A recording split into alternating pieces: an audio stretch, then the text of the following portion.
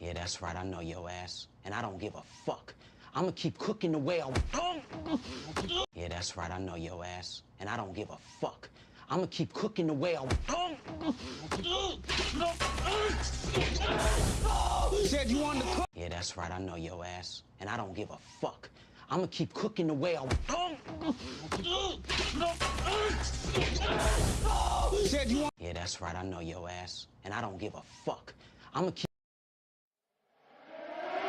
Yeah, that's right, I know your ass, and I don't give a fuck. I'ma keep cooking the way I want. Said you wanted to cook. Cook that nigga!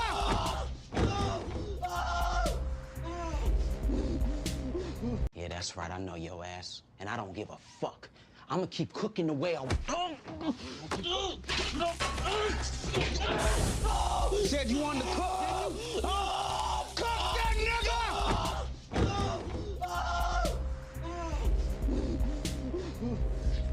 Anybody want to make some money, do shit the right way, then please. Yeah, that's right, I know your ass, and I don't give a fuck. I'ma keep cooking the way I want. Yeah, that's right, I know your ass, and I don't give a fuck. I'ma keep cooking the way I want. Said you wanted to cook. Cook that nigga!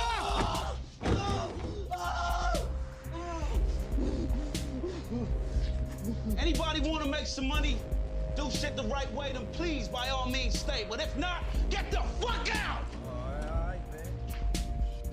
You getting DP? Just get the fuck out.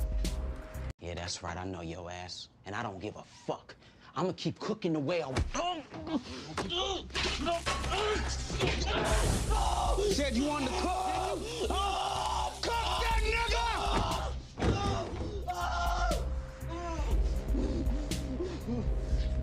Anybody want to make some money, do shit the right way, then please, by all means, stay. But if not, get the fuck out! All right, man. You getting DP? Just get the fuck out.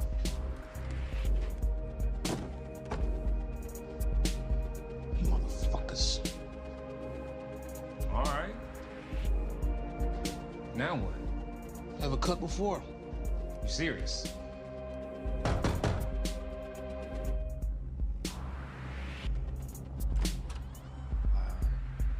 I want to work. All right. You are now about to witness the strength of street knowledge.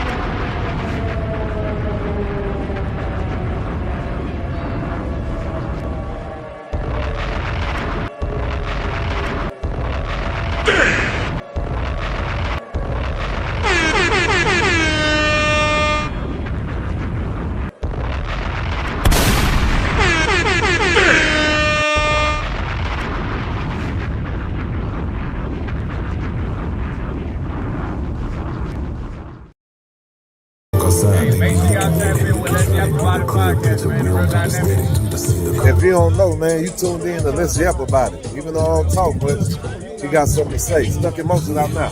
Now y'all tuned in to Let's Yap About It. This ain't no podcast, it's a problem cast. I know why the name Fairfield, Texas, very home. Hey man, tell your baby mama I'm looking for her. Tell your wife I'm looking for her. That's what it is, man. Let's Yap About It, man. This ain't no podcast, this is a problem cast. Fat motherfucker, tell let's go. Cool. Don't lie, cuz I don't fuck with too much talking. I don't be on that yapping shit, cuz. But you feel me? We can yap about it. You hear me on the podcast, you hear me?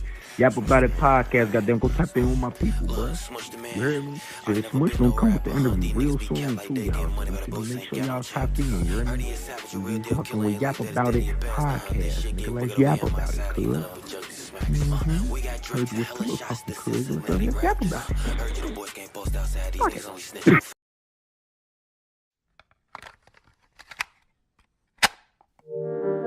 Yeah. Let's yap about it. Yeah. Let's yap about it. Yap About It podcast. Yeah. Starring Raw Bass. Let's yap about it. Yeah. Let's yap about it. Let's yap about it. Yeah. Let's yap. Let go. Yeah. Let's yap. We in the mix. Fit Too Savage. Let's yap about it.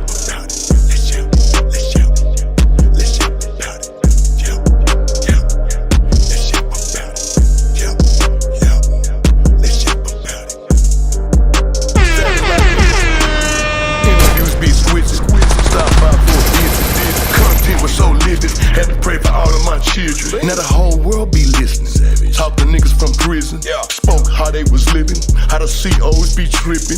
Rappers losing on the back end because promoter dudes keep dipping. Seen the show when the dude started out of bloods, then start crippin'. Stripper niggas stop tipping. Out of game niggas stop flipping. Bad attitude, so he had to move just to keep his ass out of prison. Seen a show about a young hoe fucked on a sister, man, no apology. Let's yap about it. If the bitch come around me, shit, she can holler at me. Check my Instagram, she was following me. Cause she knew I be where them dollars be. Rapid funds, but I keep it going. I fuck you up, no apologies. Let's yap about it. Let's yap about it. Let's yap about it. Let's yap.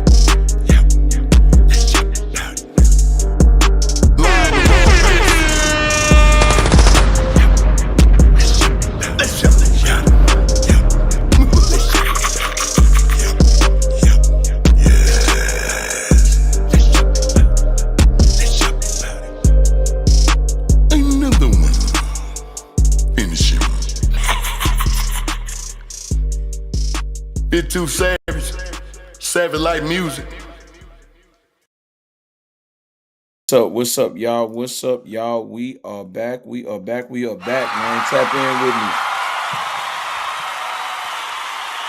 Tap in with me. I know it's been a long week. But hey, we made it.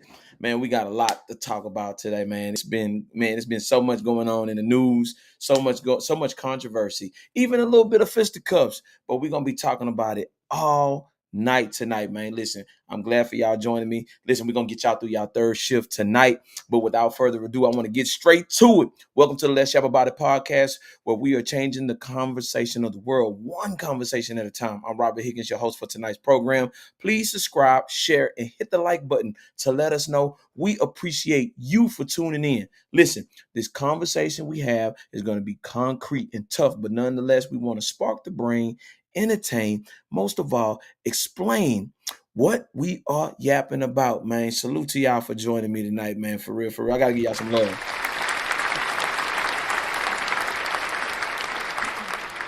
Listen. I got some breaking news.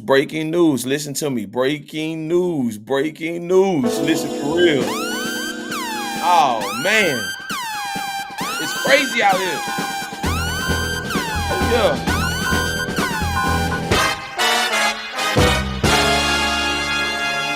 Man, listen to me, man. We definitely got the CEO of Astronomer gets caught with fellow employee at Coldplay concert. Listen, Andy Byron gets caught in the arms of Kristen Cobalt, the chief people officer. Hence the name at the Coldplay concert, man. This was wild, man. Listen, he's gonna definitely take a loss. For real. Listen to me. Salute. Because, man, he can kiss that pension. He can kiss all that other stuff that he had going on. Goodbye.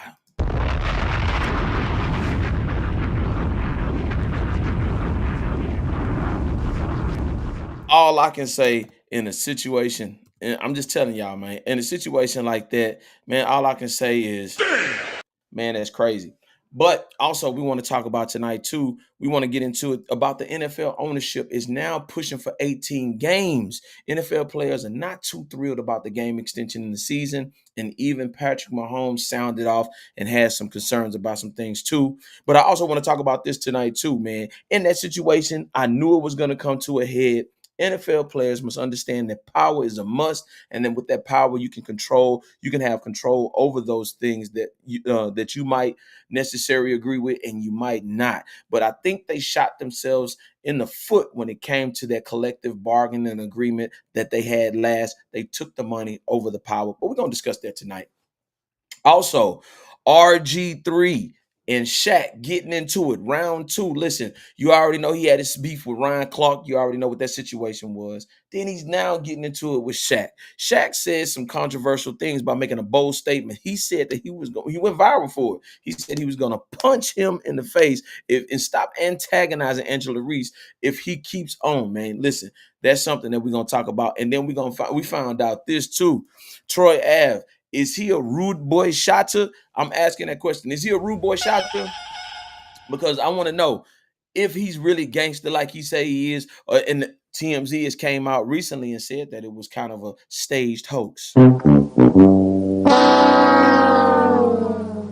Man, you know what I'm saying? We know that this is in the land. We're in the stages of we'll do anything for clout. And in that situation, man, TMZ is saying that it looks staged or whatever. But we're going to definitely get into that tonight. And then also Sauce Walker. Sauce Walker gets his flowers and he gets his day in Houston. Salute to him. Salute to him, man. He definitely deserves his day, man. He's been putting in a lot of work, not just in the music scene, but also as an entrepreneur. So shout out to him, man. But what I really do want to get into is this. Listen, and we're going to bring it up, and I'm going to be bringing some other people up that want to chime in and whatnot. The CEO of Astronomer gets caught with his fellow employee. And I want to look into the mirror. I want to look dead into the camera when I say this. Do I approve of that? Fuck no. Do I actually am I going to expound on this? Absolutely. The thing is about this situation, this is an eye opener. This is the thing that consistently keeps on happening. We do see him in a position of power. We do see him basically being in the situation that he's in because he allowed himself to get played in that situation. Here's the funny part. Did he ever think, being in that situation, that could have already been planned between not only his wife, maybe, or even that woman himself, or that woman herself?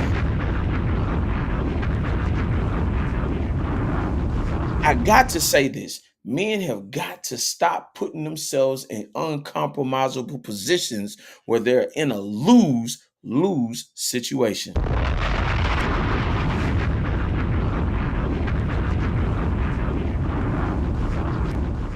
One of the things that I really want to get into about that is you have to protect yourself at all times, especially when you're a man of power, a man of wealth, and definitely a man of influence. Do I think that he deserves everything that he's getting at this point right now? Absolutely. Because what I say is you felt comfortable enough and you felt bold enough, even though you took the time to marry and stand before with that woman, you stood before a crowd of people in a concert. But I'm going to tell you, this is an old saying. Whatever's in the dark shall come to light.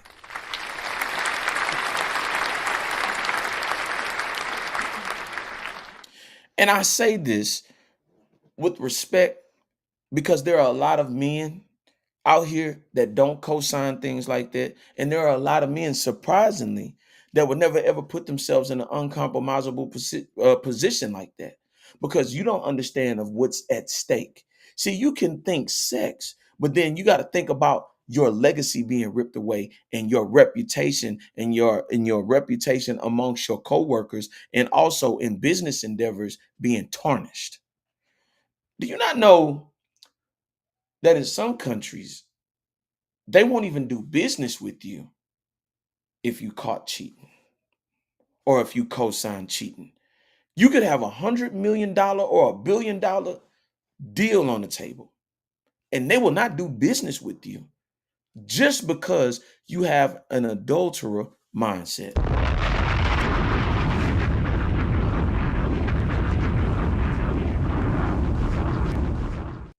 A lot of people, like I said in the last couple of episodes, a lot of people want to get married, but they don't want to be married. And make no mistake, money can play in the true effects of a marriage.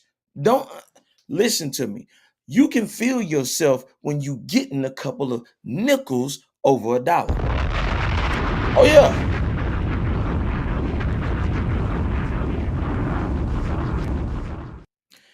I'm going to say this. To anybody that would co-sign something like that, you got to watch them. And I'm going to say this. Is that woman embarrassed? Yes. Was the act disgusting? Yes. Was the act deplorable? Yes. Does he deserve everything that's going to come to him in that courtroom? Yes. Because one thing that I understood is about respect and power. And a lot of people don't understand that power can hurt people and power can kill people. You got people out here that want power just for the sake of having power, but don't understand with great power comes responsibility. And with that responsibility, that carries over not just from your business endeavors, but that also comes to your wife and your personal business too. Make no mistake about it. When you're a man of that type of position, the world has its eyes on you.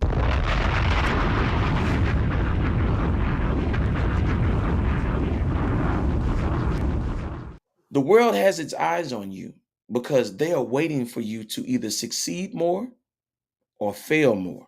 And in that situation, you got to see the world see you fail, not just on a regular scale, not just in an uncomfortable scale, but in a scale to where you faced the world and it went viral. Because believe you me, they had everybody on Black Twitter, everybody within the realm of the internet trying to figure out who he was and who she was.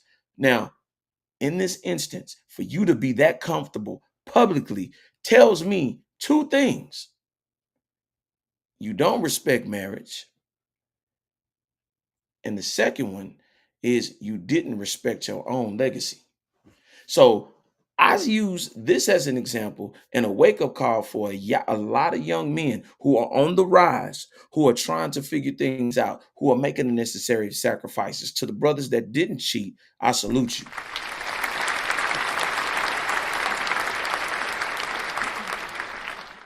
But make no mistake about it, I have to say this, respectably, in this situation itself, that him choosing to do what he did, it was a sound decision. So guess what? He's going to reap the benefits and the repercussions of his actions.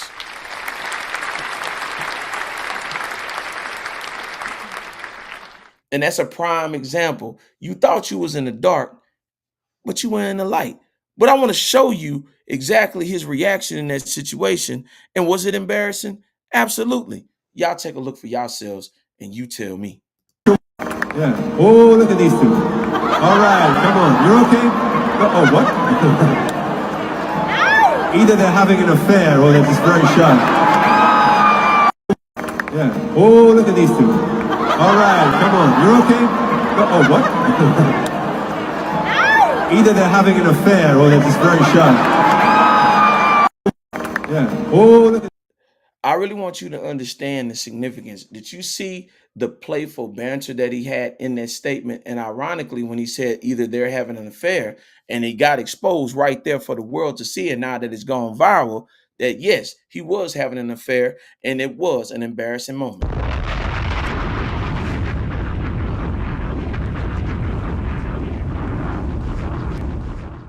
But here's a surprising twist.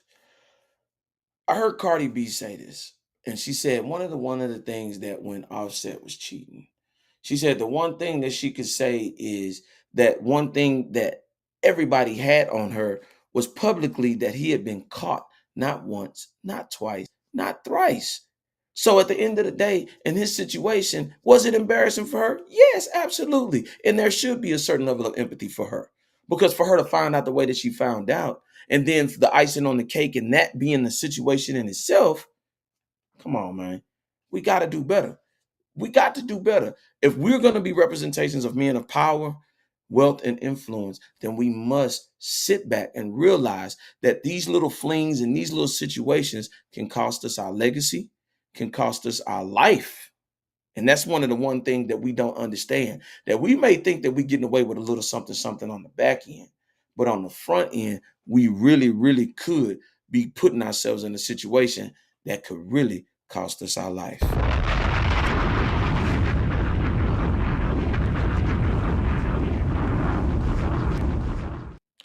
And I have to say that respectfully. So I'm going to say this. I hope it was worth it. But I also want to say this. And this is a proud moment for us to stand as men, not just any men, black men.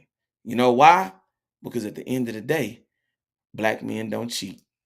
Black men don't cheat.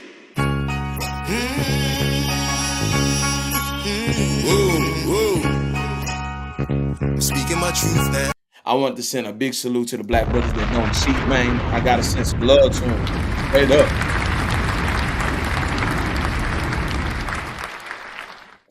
But enough about that, man. I really want to get into the show, man. Like I say, man, just be careful out here how you're moving. And if you got to do all that, man, divorce them. Leave these women alone if you ain't prepared to say forever, because some people actually do believe in forever, man, for real. So, hey, man, stop all the nonsense. Be responsible, be respectable, and also value your marriage, man, straight up. Because I hope to be married one day. And I'm going to respect my vows, man. So at the end of the day, man, respect your vows, man. And don't play around with that. And stop wasting people's time if you don't want to be married, man. For real, for real, for real. So much blessings to the lady and whatever she's going through. You know what I'm saying? I hope she gets through it. And I hope that if they are going to go through whatever they're going to go through, if it's workable, it's workable. But if not, she has all the reason to walk away because she was publicly embarrassed. So much respect to his wife. You know what I'm saying? So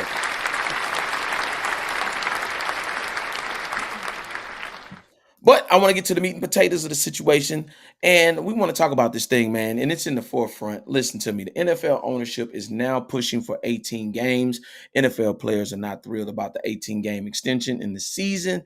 And even Patrick Mahomes, my homie, has some concerns about that. But I really, really want to go into it. And I really, really want to tap into this. And I think that we got to dive into it. And I wanted to start it off by saying this. The National Football League is just not a sport. I want you to be clear about that. It's a multi-billion-dollar empire built on the bodies of modern-day gladiators. But back in 2020, they struck a deal.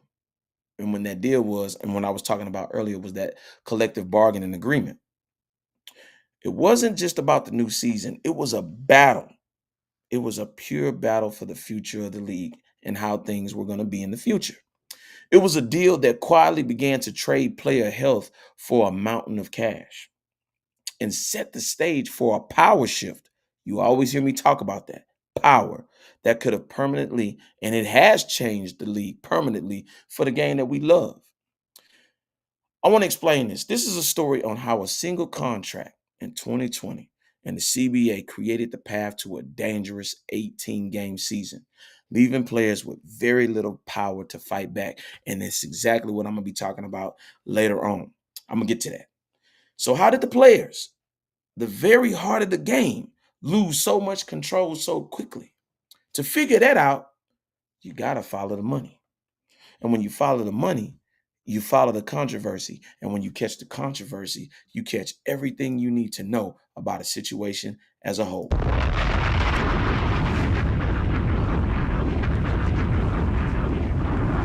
Now, I want to discuss the problem about it. Now, the problem was the central conflict in the modern NFL is like a Cold War between two opposing forces. The owners, they kind of got a relentless drive for more and more revenue, and the simple fact that the human body has a certain breaking point, and I don't think they really understand that. The current battleground for this war is the 18-game season, an idea that the commissioner Roger Goodell has called a logical step. For the owners, it's simple math. More games, more tickets sold, more TV slots, more for their media partners, and more chances to expand the league globally. It's a straight line to billions in new revenue, but for the players, it's a straight line to more punishment. So I definitely want to dig into that. And I'm going to be bringing up my friend of mine. Definitely. I'm finna get ready to tap him in. Timbo, what is the deal, man? I got to give you a round of applause. Much love and much respect, man. Hold on, I can't hear you, man. You're gonna have to set your thing up, brother. I can't hear you.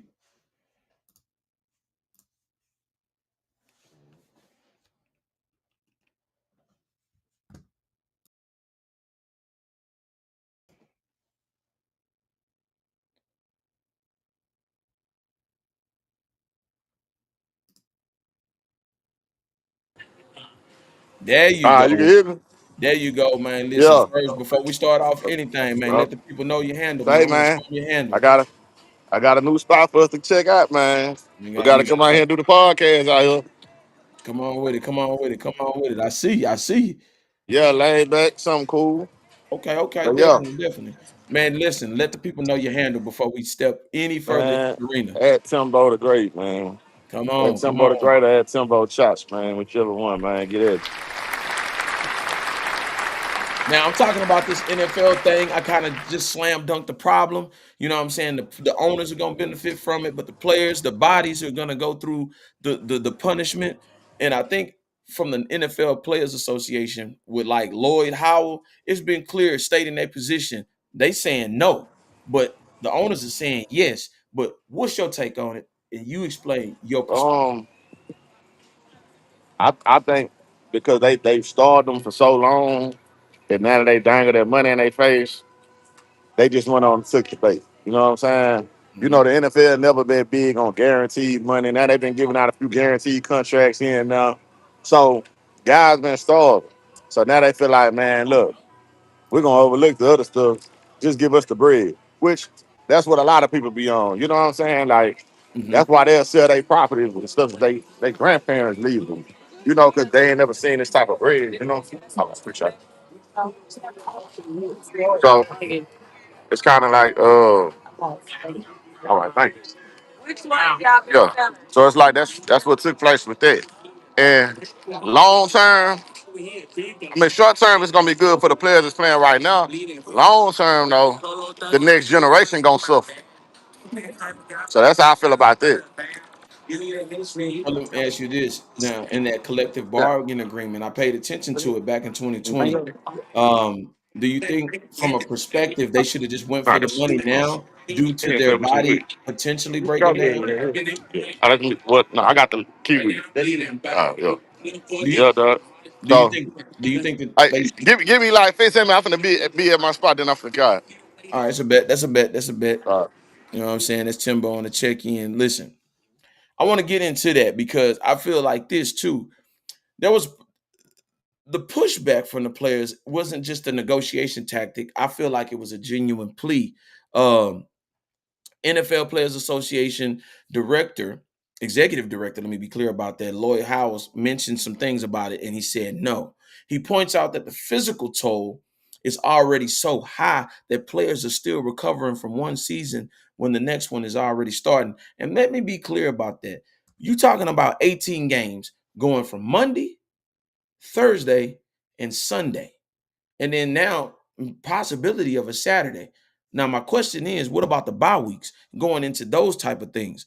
But I want to say this. Think about what this really means. This isn't just about the bumps and bruises from one extra Sunday. It's about the wear and tear and piling up season after season. It's about shorter careers and lifelong pain from being a human battering ram from one week to another.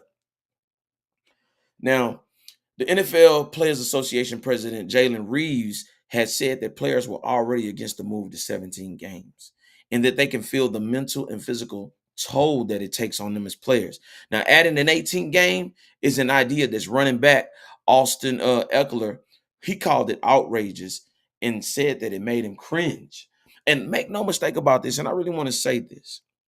The owners might point to the data suggesting that the 17 game didn't cause a major spike in injuries per game, but the players in the union question the league's numbers and what they're truly measuring.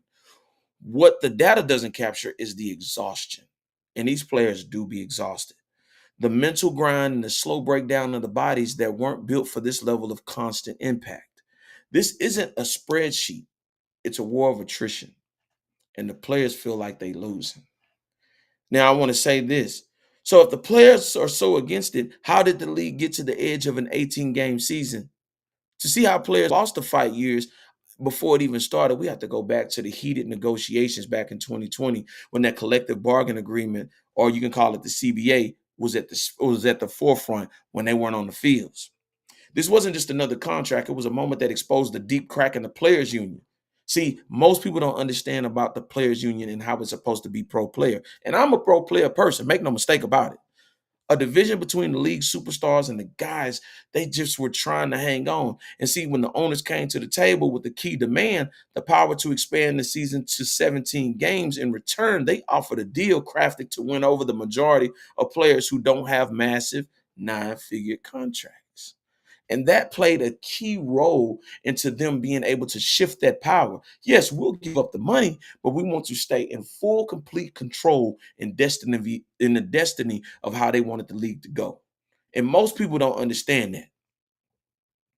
Now, the offer was tempting, but it included a big jump in minimum salaries, which could immediately help about 60% of the league. That was cool, but it increased the players' share of the league revenue and expanded rosters and created more jobs. Yes, that had a good point, but it also improved pension, healthcare benefits for current and former players. But if you're a player on a minimum contract, knowing your career might be over and maybe only lasting a few years, that was a life-changing amount of money and security. So I can understand exactly why they went into that collective bargain agreement to take the money. But see, here's the thing. But the veterans and the superstars saw the trap. They knew that they were being asked to trade away their biggest piece of leverage, control over the length of the season, for a short-term payout. But see, what you don't understand is by agreeing to them 17 games, they were setting a precedent that would make it much harder to say no to 18 games down the line. The NFL Players Association own executive committee even voted 7-4 against recommending the deal. The final vote came from all the players, and it was dangerously close, passing by a razor-thin margin.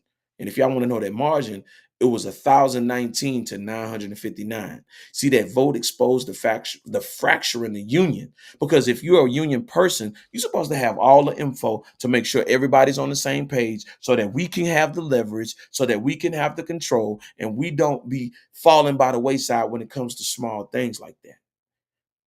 And we don't understand that. And when I say this, the other side saw a catastrophe of a mistake. As former receiver Torrey Smith tweeted out at the time, the split explains why the NFL will always be at the bottom of a player power in the sports world. Dudes only care about themselves in the moment. You've heard me explain this about power and leverage and somebody offering you something.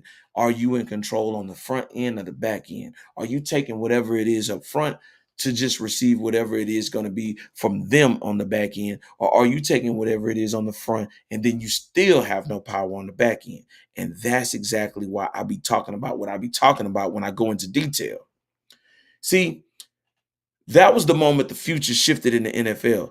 The owners successfully used their financial reality of their most vulnerable players to get what they wanted. They convinced them to take the guaranteed money now at the cost of their health and their leverage later. Most people don't understand that. They took that money up front and their bodies were going to pay for it later. Now I want to get into this and I want to explain exactly why this is important. And this is for all young boys that's out here playing. This is for when Deion Sanders understood what he was talking about when he was transitioning his son and his players to certain areas. He wanted them to understand, yes, you're going to make a lot of money, but I want you also to be in control of your leverage and your power and your body as well. Shout out to, and I have to say this, shout out to Primetime.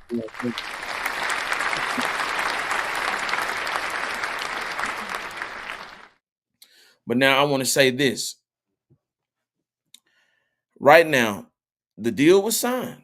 The 17 game was added in 2021, and the path to an 18-game season was paved. I want to say this. Now we're living with the consequences of that 2020 vote. The owners got their 17 game, and now they want more. The conversation is no longer if an 18-game season will be on the table, but when and for what price. Many around the league believe owners see it as a foregone conclusion. See, the league's goals was obvious.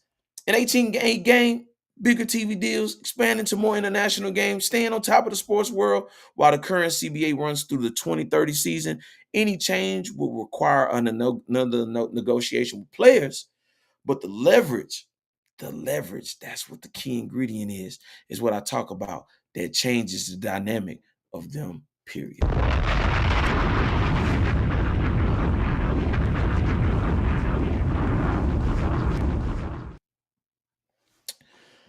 So what can the players even do?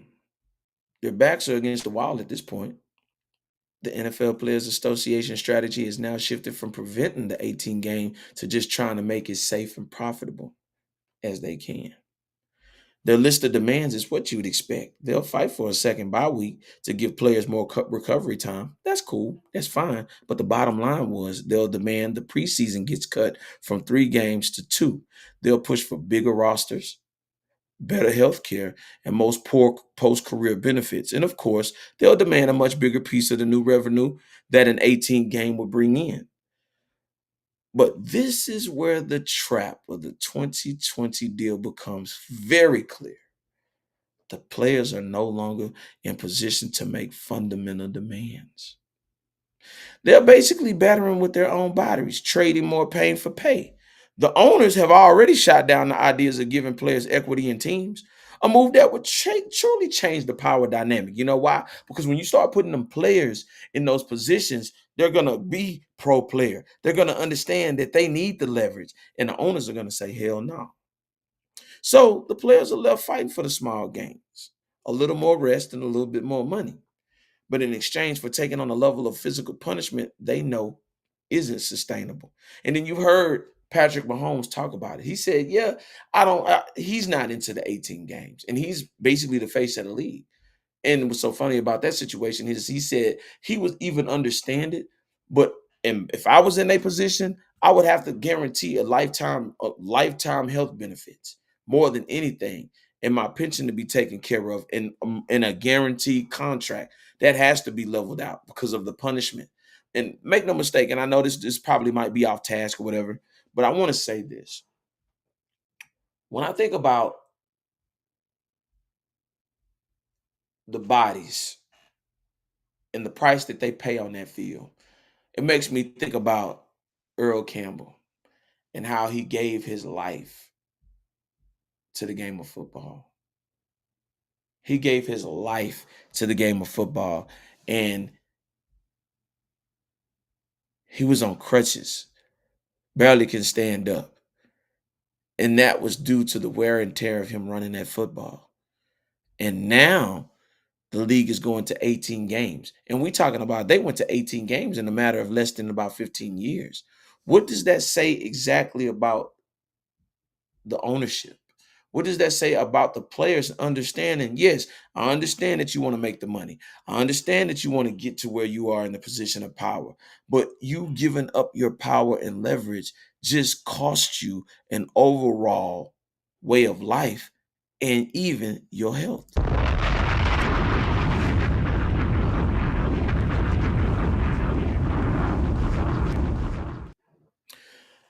I'm going to say this. Even the arguments over the data seem like a losing battle, with some stats might show injury rates per game didn't skyrocket in the 17 game, while the other numbers show a rise in the total number of injuries and players put on injury reserve. But the numbers don't tell the whole story. As former player, NFL player J.C. Treader put it, it's not just about how many games did you play, it's about how much wear and tear is put on the body for the entire year. An 18th regular season game, make no mistake about it. Plus, more playoff games means more violence, more fatigue, and more risk for men whose careers are already brutally short. Now, I want to say this. The story of this 18-game season is a story of power, money, and predictable outcomes. That deal was struck in 2020. driven by the league's endless hunger for more revenue and the players' own divided priorities. It was a deal that put the immediate financial security of the many ahead of long-term health and leverage of everyone. Now, I'm going to say this as far as the owners. It was a brilliant strategic win for the owners. They understood that in a negotiation, real power comes from knowing what your opponent needs most. They offered a short-term cash infusion that a majority of players couldn't say no to. And in doing so, they secured a long-term victory that would be worth billions for decades. The fight for the future of the NFL is far from over. But what I want you to understand in 2020 is set a dangerous precedent. Your children that are playing football, your children, their health, your children, their mental state, your children, CTE, that's going to play a huge factor. And if you care about your children and you care about who's in your family that's playing football, be aware.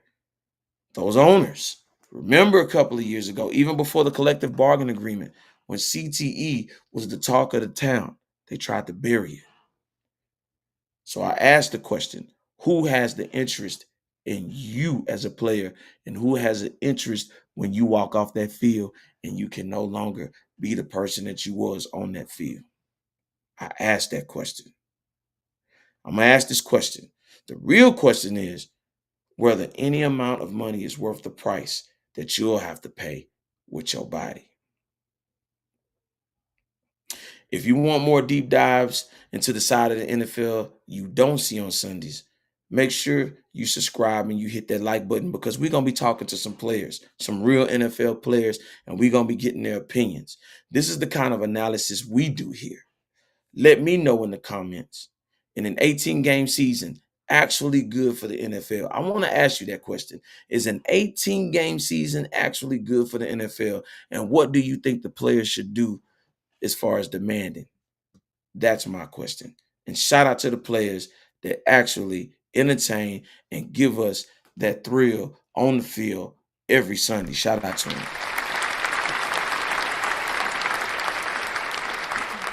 Told you, this is the only place that we dive deep. We get the right information. This is what we do for show. And like I said, man, if you want to comment, whatever, by all means, the floor is yours. We listen, we don't judge, and we want you to be a part of the conversation. And shout out to the NFL players that be putting their bodies on the line week after week, man. Shout out to them. For real, for real.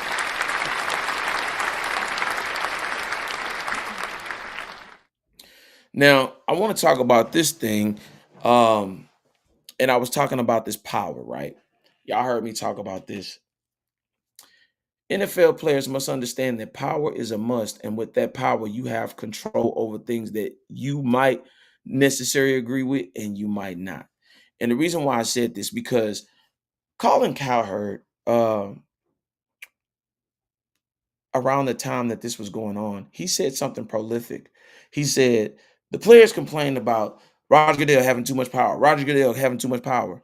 But then you sat down at the table and took the money and left the power right back in Roger Goodell's hands.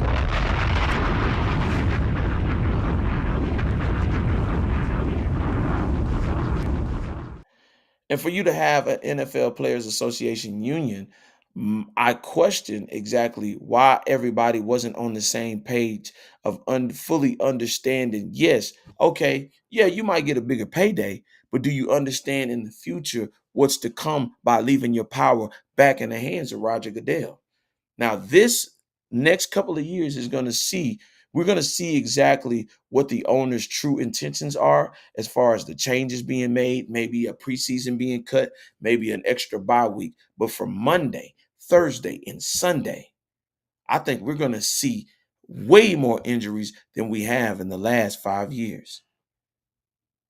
And the reason why I talk about power so much is because anybody that comes to you, you always ask what's in it for you. Don't always say, oh, well, I can get this and this, this and that and the other. No. You need to know what that other person is working with as far as them being able to sit down at the table to agree with whatever negotiations that they want to do with you.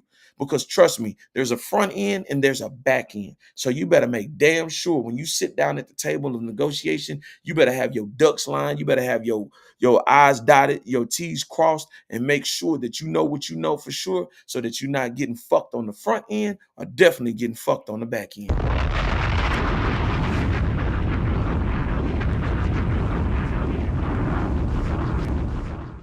So in this situation, I want to see what's going to play out in the next couple of years. But to anybody, don't ever, ever, ever give up your power. Yes, money sounds good. Yes, most times we think, yeah, money is going to grant us power. But sometimes the money can be the setback. Always remember this. When power is talking, money always takes 3 steps back.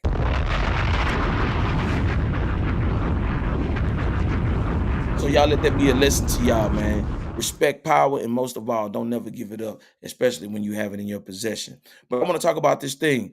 Listen, round 2, Shaq versus RG3 over Angela Reese. Man, listen, he said some controversial statements. I want to get into that. I want y'all to let me know what y'all think. This is Shaq himself. He's up talking to RG3. Y'all let me know what y'all think. I don't have beef with men.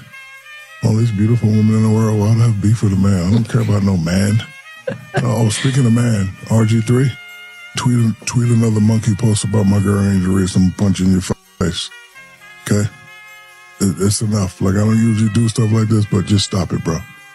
You got your job, you got your podcast, leave my Angel Reese alone. I'm the one calling her and telling her not to respond.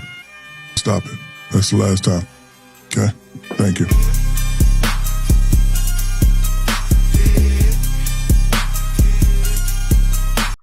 I want to say something about that.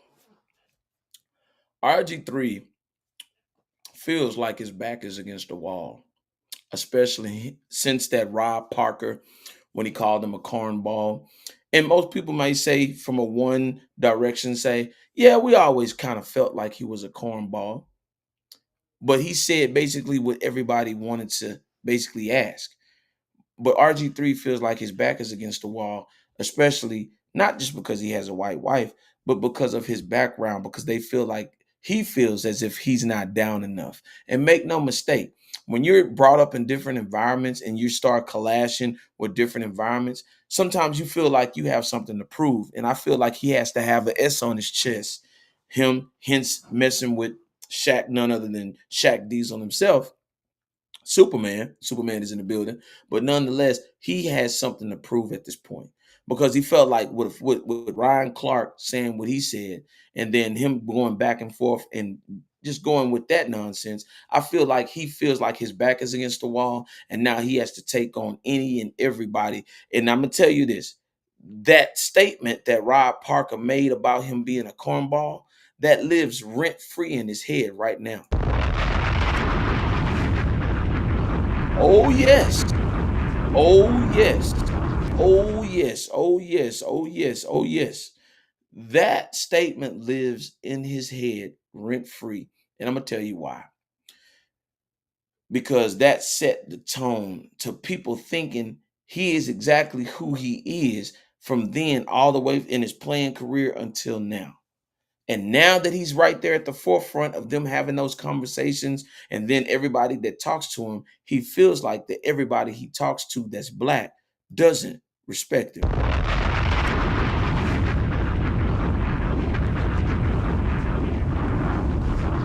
Now, make no mistake in the situation. Did he say something foul? Of course. But I feel like he felt like he has to strike with a venomous intent because of people playing him all the way back then from the Rob Parker statements. Now, you might not believe that being the truth, but I want to ask the question. Anybody want to come up and give their perspective? I'm going to probably put the guest link in the chat.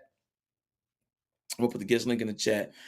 And I really want to know what people's perspectives is on this, because I feel like he's to me, he's jumping out of character. I think if he just himself, just be exactly, my mom always taught me and my father always taught me, be yourself before you be by yourself. I don't think he has nothing to prove. I think he should stick to his analytics if he's on sports shows. You know what I'm saying? Give his analysis and whatnot, but he doesn't have to get out of character. Now, for Shaq to step up and to say that he punched him dead in his face, there must have been some things and some verbiage exchanged. And I believe it was something of a monkey reference or whatever. I don't know where he was going with that, but now it's starting to be personal on a higher level.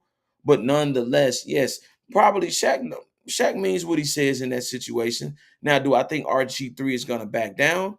Who knows? He may feel like, hey, anybody can get it at this point, especially with his back, with him feeling that his back is against the wall and him consistently going into the media with constant conflicts with NFL players. Now it's a basketball player. But I really want to know people's perspective.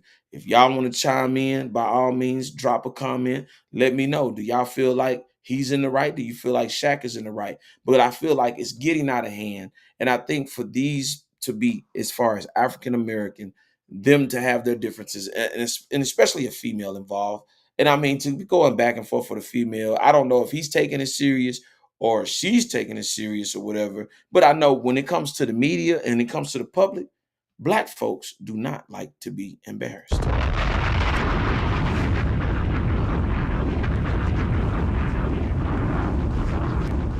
Oh, make no mistake. Black culture does not like to be embarrassed. So anytime you say something on the forefront when it comes to the social media aspect of it, and that clip did go viral, man, he may turn up the heat even more. Now, God forbid these two see each other and it results in something negative. But I feel like at this point it's spiraling out of control. And I think somebody needs to get in the middle and say, hey, look, all right, guys, look, have a private discussion. Hey, whatever. Hey, man, listen, I just been doing this just to get my podcast hot, or you know what I'm saying? I did feel some type of way and I felt like I was being attacked. So I attacked. Same thing with Ryan Clark's situation. So it can be said. So nonetheless, I do hope that they get these things together. And I hope Shaq and RG3 and Angela Reese, they can all come together, maybe, and then actually have something positive come out of this. Because I do want to see them come together like they need to come together. No violence. Now, unless you put your hands on somebody, now it's a completely different story. But in that instance, man, I hope they get their shit together. You know what I mean? So shout out to them. I also want to talk about this Troy Ave situation. Troy Ave, everybody's saying that he's a rude boy shotter. TMZ has recently said that it's cap. You know what I'm saying? I just want to say, hey, I want to bring it up. I want to see what y'all think about the situation. Y'all tell me. Y'all think it's cap or you think it was really something real? Y'all check this out.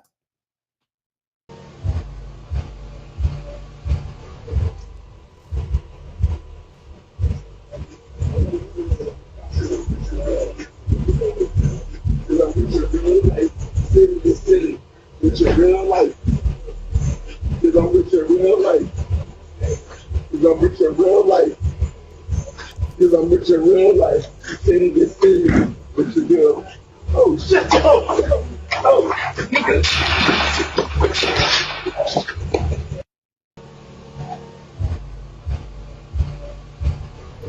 Now, I want y'all to pay attention when y'all look at this. Now, look very closely.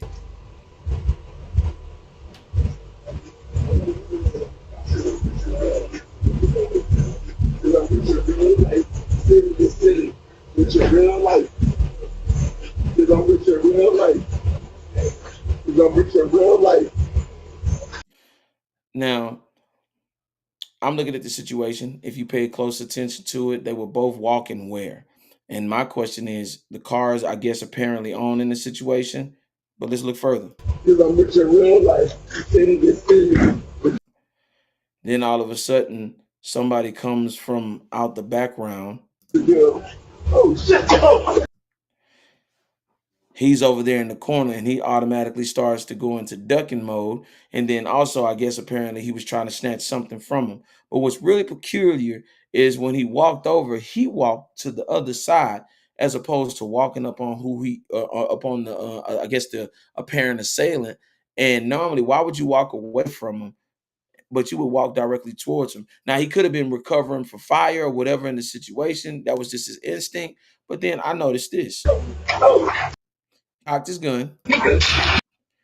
He shot. Then he shot them. Now, my question is this. Here's the key ingredient. where's the suspect now?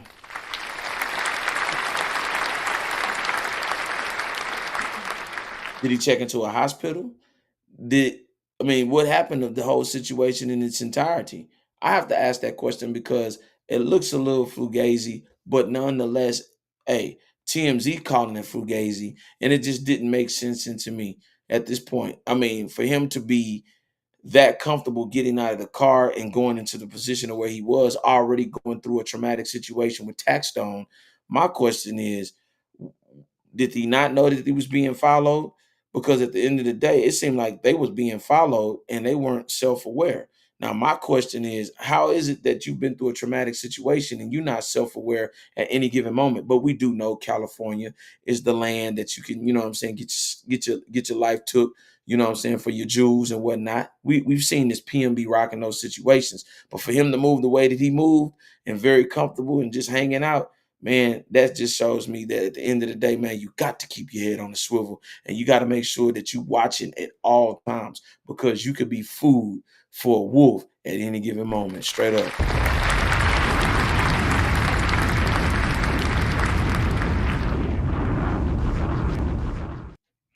So in that situation, man, I just find it just very weird. And then, like you said, there could be a possibility of him having to face charges if need be. You know what I'm saying, as far as a convicted felon. And my question is, you know what I'm saying, just being that comfortable, just roaming around. My question is, what was you thinking? Especially, yes, you have the right to be out anytime, any moment that you have. But really, 9 times out of 10 in them type of situations, you in a nice car, man, people always got their eyes out, especially when they ribs is touching, and you could be a victim at any given moment. So, we'll see in the next couple of weeks of what's gonna happen, or whatever is gonna happen in that situation. Man, it's a trip. But nonetheless, I'm going to talk about this too. Sauce Walker gets his flowers in his day in Houston. Sauce Walker, salute to him on getting his day. June 29th is the official Sauce Walker Day of Houston. Much love and much props to him. I have to say, man, as far as him being accomplished, man, he's done his thing.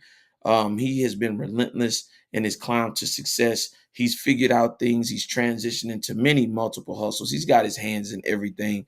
And I think it's a good look for the city. You know what I'm saying? Especially when he's put in the work and he's put in the respect as far as him uh, working with children, working with charity organizations. And he doesn't brag about it. He works behind the scenes a lot with a lot of people in the city of Houston. And he don't ask to be on the forefront about it. He just does it because it needs to be done. So I have to give him some respect and a shout out.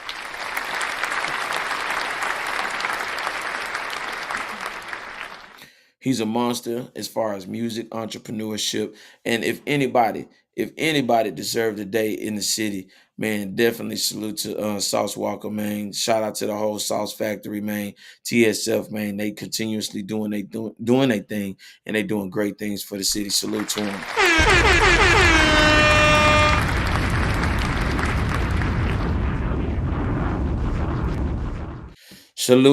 Salute to him, man. And I got to hand out an award tonight, and I really got to hand this award out, and I want y'all to see exactly what I'm talking about.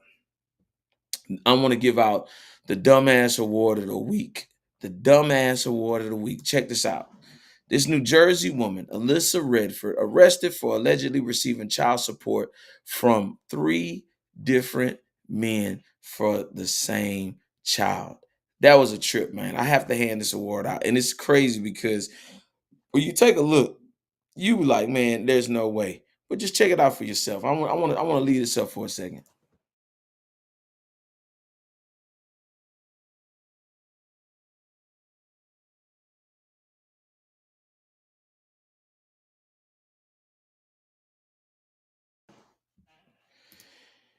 That, my friend, right there is the definition of failure.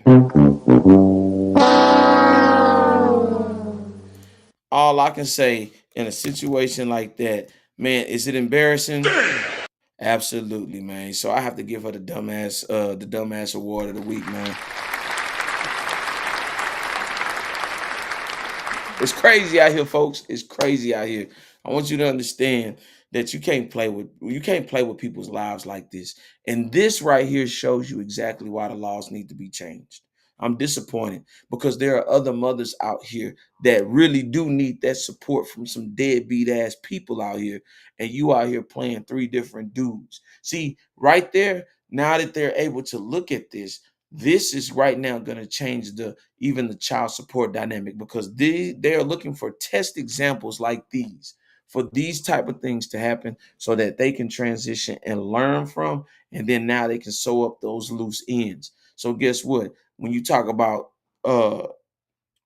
putting child support on 3 different men and that being okay, now the court system is going to have to redo some figuring, refigure some numbers, and look at who's who. And most of all, is that child going to suffer from that situation? Absolutely, because I guarantee that child ain't receiving the child support that it needs.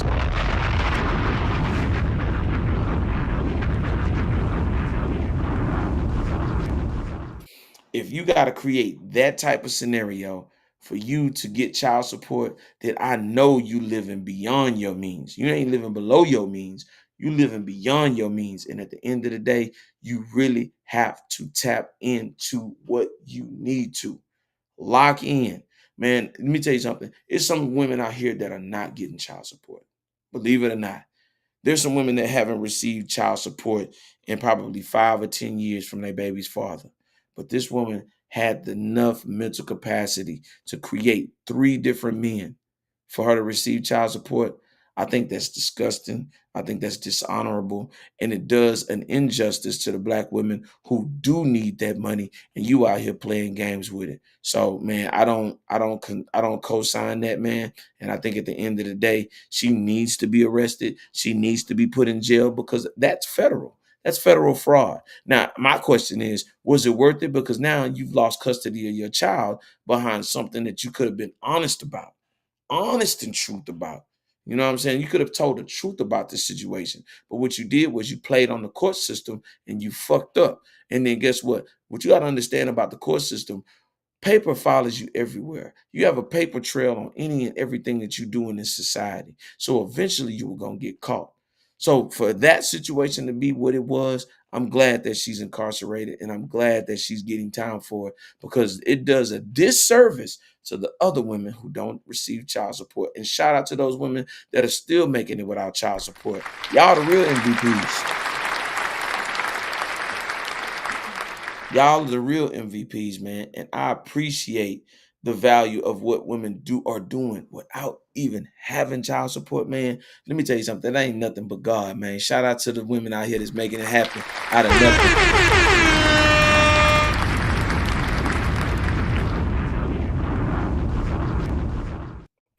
Yeah, man. But I actually want to do this, and I want to do this with respect. I want y'all to check out this commercial. Ed Hennings, man, he's got the futuristic boots of safety. He's got the futuristic boots of high tech. He's got the futuristic boots of protection for your feet. So listen, y'all check this out, man. This is my guy, Ed Hennings. We're working together, and we're about to change the game of work safety, not just in Houston, Texas alone, but around the world. So check him out real quick.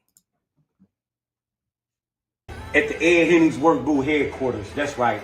And we just want to talk about the most complete work boot in the game. The Ed Hennings Elite. That's right. Let's talk about MetaGuard. Let's talk about composite toe and tough toe outer shell.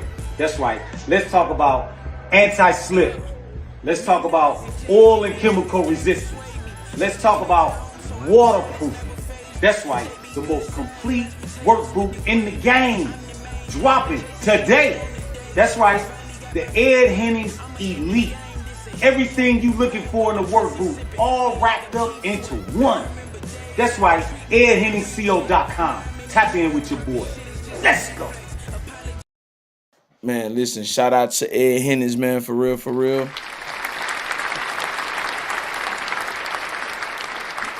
Ed Hennings, I got mine today, man. Listen to me. I'm gonna be doing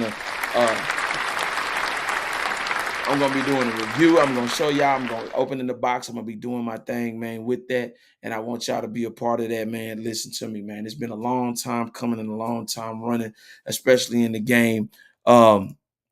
But I also want to do this too. I want to send a special shout out. Listen, I want to send a special shout out. You see it at the bottom of the screen. Listen to me. If you ever get a chance, go grab you a bottle. Bomay vodka. Listen. It's the official drink of the Let's Shop About It podcast. I told y'all, man. Citrus flavor, cool, refreshing. Man, listen. This is what I sip on. This is what hey, you think I'll be joking with you? No, this is what I sip on. Good flavor, good vibe, man. Enjoy yourself, man. Shout out to Bomay vodka, man. Official drink.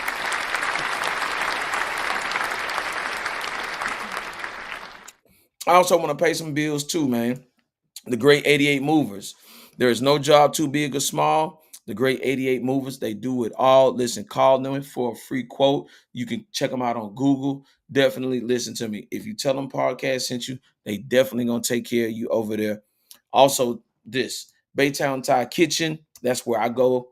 You might see me there tomorrow. You know what I'm saying? I like to go over there. It's a vibe. Listen, 5623 Garth Road, Suite 130, Baytown, 77521. Listen, mention me, Pod God, and you're going to get yourself 10% off your meal.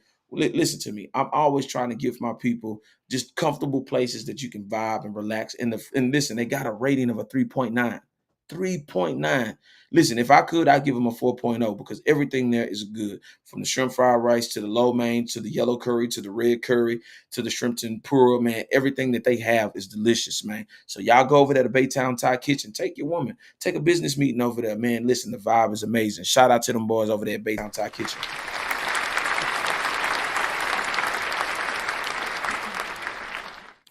And I wanted to say this too. If you ever get a chance, I want to say this. If you ever go over here, I want you to go check out the spot. pandemoniumclothingclub.com. Grab 10% off a checkout when you enter podcast. Listen, enter that. Listen, if you ever seen me rock the hats, you've seen me rock those hats. Man, listen, I told you, anything that anything that I recommend, I'm wearing, I'm buying into, I'm invested in. This is because they are concrete. They've been around for a very long time. And listen, you go over there, you're going to get your 10% off. They got some of the finest hats around. If you don't believe me, I'm not the only one that them water hats. You know what I'm saying? Listen, they fresh. Jeff Teague, Rashad McCants, man, the list goes on. Queens Flip, Mano, Bobby Smurda, Dave East, Benny the Butcher, and the list goes on, man. So if you ever get a chance, man, grab you a hat, for real. Grab you a hat. pandemoniumclothingclub.com. Grab 10% off at the checkout when you enter podcast. And I also want to show you another style and like, listen to me. Zone and Lifestyle. Listen to me. Zone and Lifestyle at the checkout, enter ZLFS. You're going to get free shipping on new exclusive pieces. Listen to me. zoneandlifestyle.com. Listen, he got the exclusive Kevin Durant pieces just in time for the Rocket season.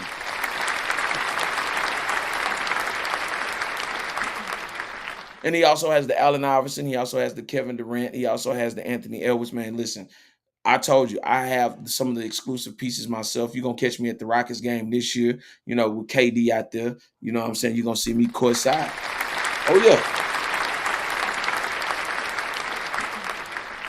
And also, last one, guys, last one. If you ever get a chance, listen to me.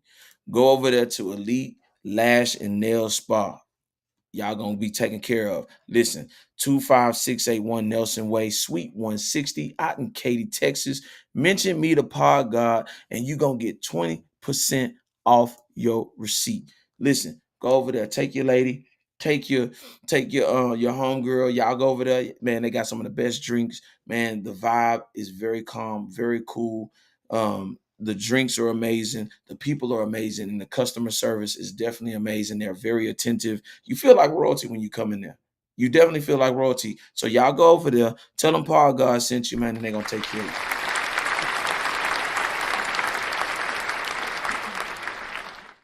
Now I want to say this. If y'all ever want to come on, by all means, y'all tap in. I have more than enough time, enough energy to rock with y'all. I love to hear from y'all. I love to hear y'all perspectives. I always want to hear from y'all and hear what y'all got to say. So even after this, man, listen, go down there in the comments. Y'all drop whatever y'all want to say. Hey, if you agree, you disagree, we like to hear y'all perspectives. And then, like I told you, we're going to be having some fashion pieces next week, and y'all going to see exactly what I'm talking about as far as the quality in fabrics. Because I told you, we do music, art, culture, fashion. We do everything. So y'all come on over here and y'all enjoy the vibes over here, man. For real, for real.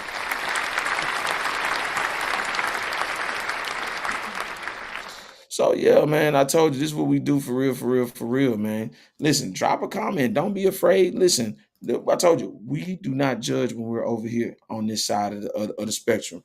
We come, we like to hear everything. And then we also go live on Instagram and stuff too. Now, I also wanted to say this. If you ever get a chance, I'm giving away a bottle of Ace of Spades. I'm giving away a bottle of Ace of Spades. I'm at 1,500 subscribers. So I'm on the road to 3,000. So listen here. The most subscribers you get me to 3,000, the most likely you're going to win this bottle. Listen, all you got to do is tell me how many subscribers you sent me. All I'm going to do is verify it, check it, listen to me. And the bottle is yours. And I also have a goodie bag to go with this. So I want you to see exactly. So I want you to think I'm playing with y'all. This actually comes in there like that, like so. And I'm giving away a bottle of Ace of Spades. So y'all take advantage. It's yours. I'm doing this because I want to give back. And I do give back.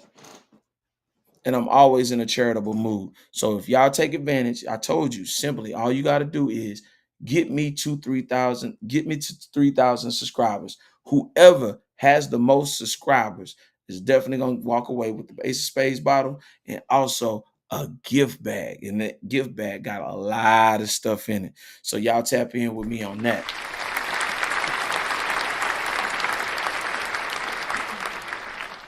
So yeah, man, definitely we rocking and rolling. Listen to me, man. I just wanted to get with y'all, tap in with y'all, especially when it comes to third shift, because I know a lot of times you be on a third shift, but I was glad to just, you know what I'm saying, give you a little bit of vibe. And then also with those questions that I asked tonight, man, respond to me. I don't mind, man. Hit me on the email. And also, too, I want to say this as well.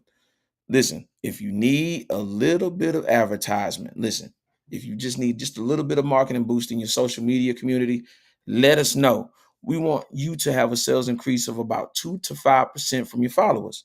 Let us do the walking and talking for your e-commerce services to deliver a sales increase profitable and precise to not just you, the business, but also the customer. We do honest business around here. So put yourself in a win-win situation. So DM me, Pargod, or email me at lets.yap.about.gmail, and we can get you going over there. So y'all definitely tap in, man. We definitely want y'all to win out here in these streets. Told you I do the marketing thing too. And just to give you a little reminder, how did I get into it? By all the companies that I represent now. You know what I'm saying? Just giving you a different perspective. And everything that I told you, high quality, best customer service, and always love to its customers. So shout out to them too.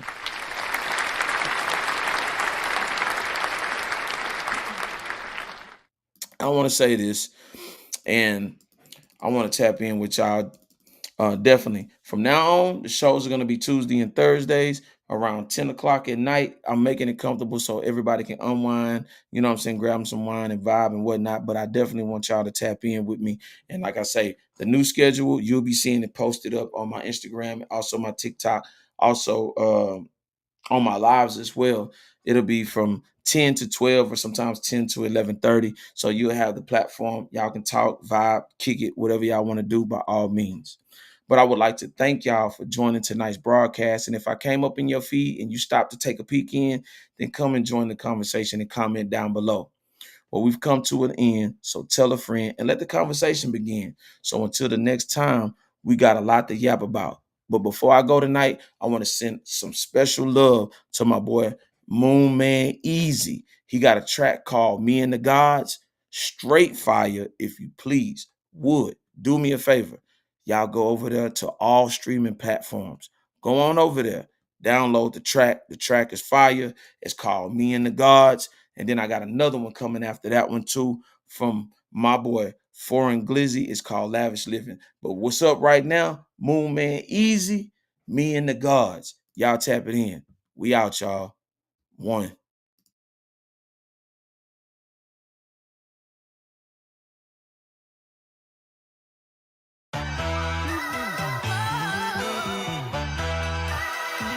Hey, hey, hey, look, what else? Hey, hear me out, look.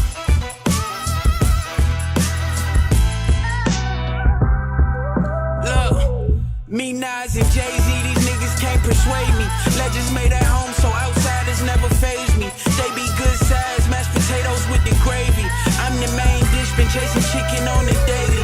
Finally got my feet wet, I'ma end the game, this a heat check. Playing with the pussy, sipping Henny like I'm Keith Sweat. I remember days they would treat me like a reject. Now I'm in the mirror, popping shit, it's just a reflex. Apologize later, I won't never be a hater. What is good to the greatest, stay in fashion, that's the latest. And I believe in God, I hardly ever ask for favors. I read them niggas good, that's how I knew to turn the pages. A whole new aura, met a chick from Bora Bora. She won't do too much complaining if I take her to Sephora.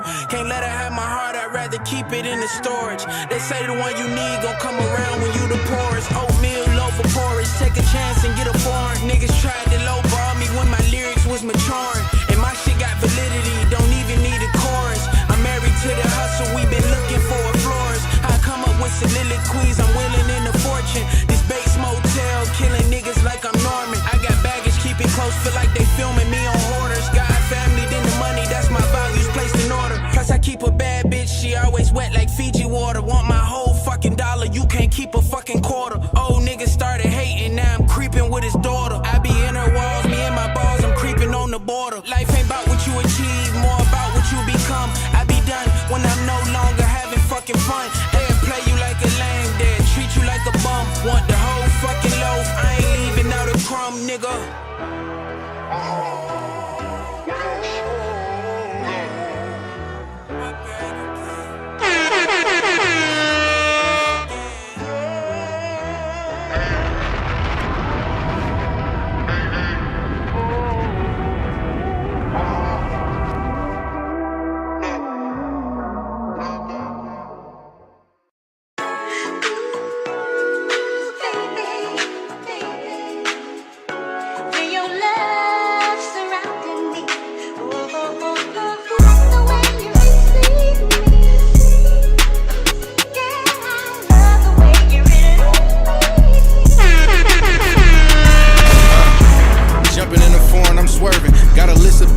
In my phone, I've been curving. Main chick on my line and she calling me cursing. Cause I ain't come home, but I ain't do it on purpose. These days, it ain't much that can bother me. And lately, I've been busy playing real life Monopoly. I got 8 properties. The only time I'm not looking down when she on top of me.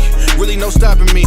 Really, I've been having shit. Kicking hoes out on some savage shit. Penthouse view, this some lavish shit. I got hoes from here to Dallas like I'm a maverick. Gotta keep the baddest bitch and none of them average. I've been checking goals off. Whole family ballin' like snowfall. Working all night till I doze off. I've been checking roll call. All I do is ball while you niggas getting lowballed. Really thought I told y'all. Yeah. Flow's incredible. Life is good. Told them it's gonna be like this. The wordplay is just really extreme. I've been manifesting dreams to metaphysical things. Remember, she ain't used to think of me. Now she see the Cuban links and wanna link with me. Niggas knowing that I'm him. Can't believe they act like I don't ball but a rim. First one in, I'm the last one out the gym. 4G's offset like I'm 22nd gym. Foreign family millionaires, man, I'm on my second M. They is not keeping up, niggas still piecing up. One man army every time that I'm reading up. Cattle shifting in the foreign swerving, I'm speeding up, lifting my people up. I'm going off like lights when the show's over. Bought a Mozzie, bought a Bentley, and I bought a Rover. Old hoes switched up, get the cold shoulder. Caught a chef to make lobster and call hoes over. Yeah.